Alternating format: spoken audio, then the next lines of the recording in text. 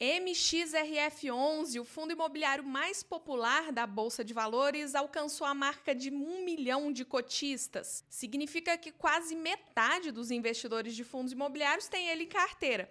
Vamos dar uma olhada no fundo hoje e eu vou falar por que eu não invisto nele. O vídeo de hoje é sobre isso. Eu já te peço o seu like, que você ative o sininho para não perder conteúdo. Toda terça e quinta tem vídeo novo aqui no canal. Peço que você se inscreva no canal e que mande esse vídeo para os seus amigos para me ajudar a fazer o canal crescer. Eu também estou no Instagram, @EstelaMourão. Aqui embaixo tem um link na descrição para você me seguir por lá. MXRF11, Maxi Renda, o fundo mais famoso da Bolsa, é um fundo de papel de recebíveis imobiliários que mais parece com um fundo híbrido. Ele fez seu IPO no dia 20 de setembro de 2011, ele tem um histórico longo, tem hoje 2,9 bilhões de reais em patrimônio líquido, mas esse valor vai aumentar, tá? Ele vai passar a ter um PL de 3,6 bilhões, já que captou agora na sua nona emissão 750 mil reais. E o fundo alcançou uma marca impressionante. Tem hoje mais de 1 milhão e 22 mil cotistas. O último rendimento pago pelo fundo foi de 11 centavos por cota, o que dá um dividend yield mensal de 1,03%.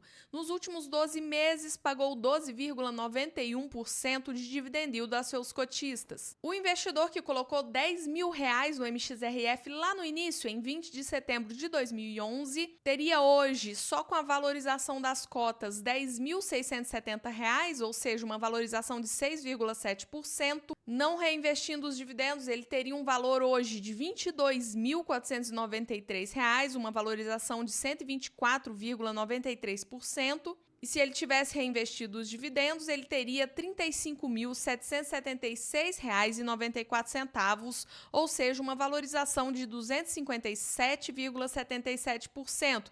Tá aí a importância de se reinvestir os dividendos, principalmente num fundo de papel, onde as cotas não vão se valorizar com o tempo, porque elas ficam ali sempre no valor patrimonial. Pode subir, pode cair, mas ela volta para o valor patrimonial. A tendência é essa. E como é que está a carteira do MXRF hoje?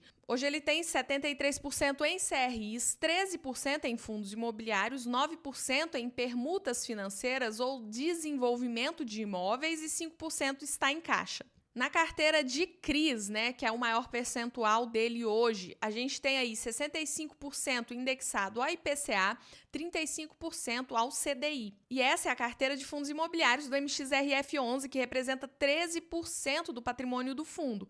Primeira posição, que representa 23,89% da carteira de fundos imobiliários, é o SPVJ11, que será liquidado, né, já que o HGRU está em tratativas para comprar todos os imóveis. Segunda posição, com 22,54%, o LPLP11. E a terceira, que representa 18,76%, Unidades Autônomas 3. As permutas financeiras, que representam 9% da carteira do fundo, nada mais são do que desenvolvimento. Eu trouxe algumas fotos para vocês verem, né? Ele tem, então, permuta em São Paulo, Brooklyn, né, que já foi lançado, permuta em São Paulo, no Jardim Europa 2, que está em construção, Vila Nova Conceição, que está em construção, e no Vila Olímpia, que também está em construção. Hoje ele tem diversas permutas financeiras, né, diversos imóveis sendo construídos. E se a gente olhar o resultado financeiro do fundo, a gente vê, né, nessa linha de cima que ele tem distribuído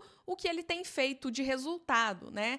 E que no último mês, dezembro de 2023, ele fez 11 centavos, distribuiu 11 centavos.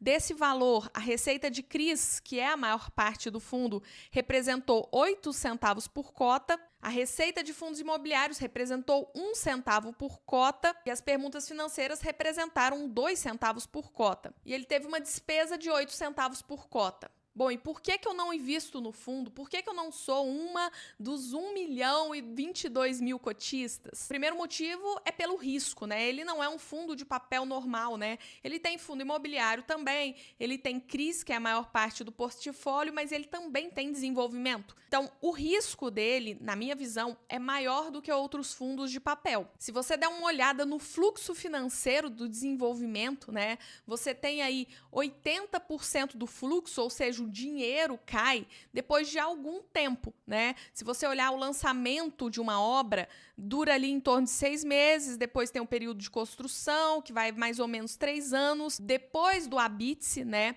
vem o repasse, que tem um duration aí de 6 meses, ou seja, a gente tem aí uns 4 anos, né, para ter o principal fluxo de dinheiro entrando, que são 80%, no final da obra. Isso gera, querendo ou não, um risco maior. E se a gente olhar os riscos do desenvolvimento, né, das permutas financeiras, a gente tem diversos riscos. Primeiro, os riscos na aprovação.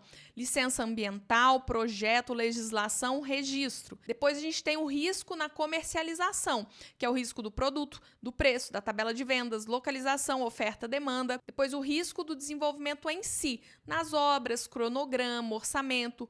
Para sair o habite, TVO, concessionárias, depois risco de crédito, gestão da carteira, né, dos credores que estão comprando aqueles imóveis, inadimplência, né, quem pagou, quem não pagou, sempre vai ter inadimplência, economia, região, distratos, repasse bancário.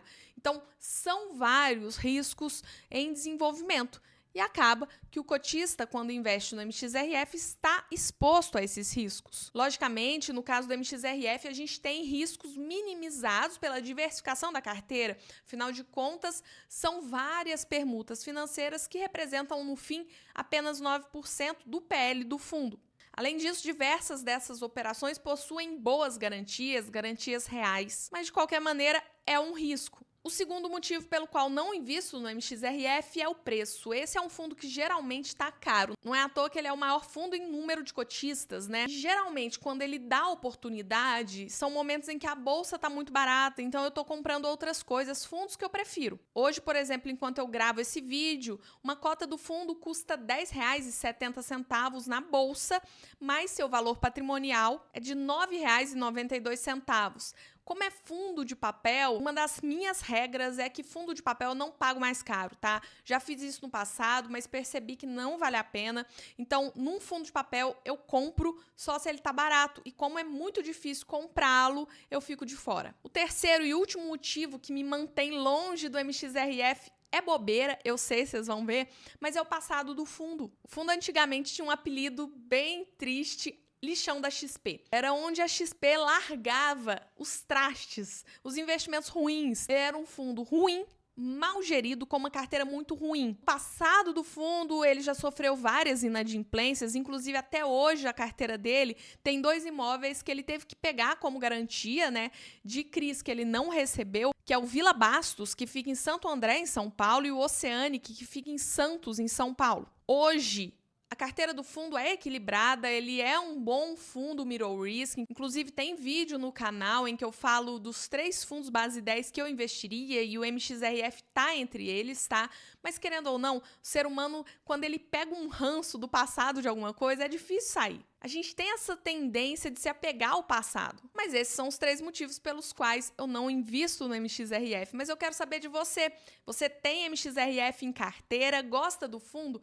Deixa um comentário aqui que eu vou adorar saber. Por esse vídeo é isso. Até o próximo vídeo.